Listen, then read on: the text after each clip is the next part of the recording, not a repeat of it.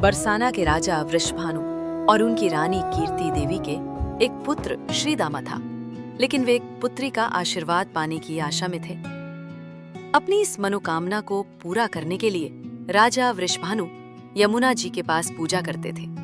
एक अत्यंत शुभ प्रभात उन्हें यमुना की लहरों में एक अलौकिक स्वर्णिम कमल दिखाई दिया।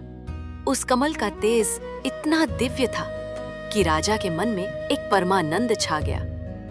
राजा जब वो कमल लेकर महल में प्रवेश करते हैं तो उनकी गर्भवती रानी कीर्ति के गर्भ में भी एक दिव्य स्पंदन महसूस होता है। जैसे ही राजा ने वह अलौकिक पुष्प रानी के हाथों में दिया, उसी क्षण उनके गर्भ से एक अत्यंत सुंदर, कोमल और तेजोमय बालिका का जन्म हुआ। इस दिव्य रूप और तेज की खबर पूरे नगर में बिजली की तरह फैल गई। ये रूप इतना तेजोमय था कि बड़े बड़े ऋषि मुनि और संत भी उन्हें बस दूर से ही देख पा रहे थे।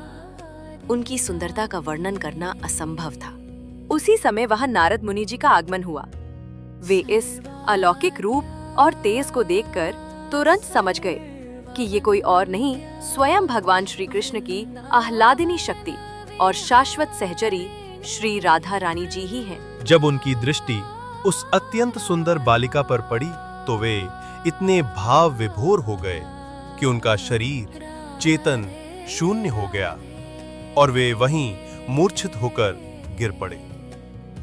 उन्हें होश में लाने के लिए राधा रानी के चरणामृत का जल छिड़का गया और चरणामृत पिलाया गया। श्री राधा रानी की कृपा से ही वे फिर से उस दिव्य रूप को देख पाए। तब राजा वृषभानु जी ने चिंता व्यक्त की कि बालिका न तो हिल रही है और न ही उसने अपनी आंखें खोली है।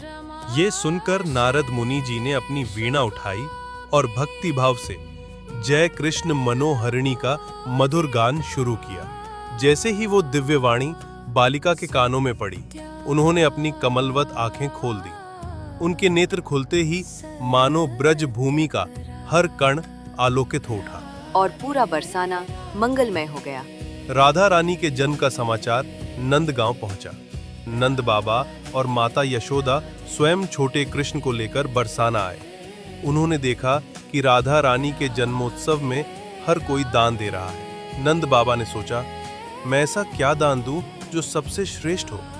तब उन्होंने अपनी सबसे बहुमूल्य नीलमणि अर्थात स्वयं श्री कृष्ण को राधा रानी को अर्पित कर दिया। बोलो राधा रानी की जय।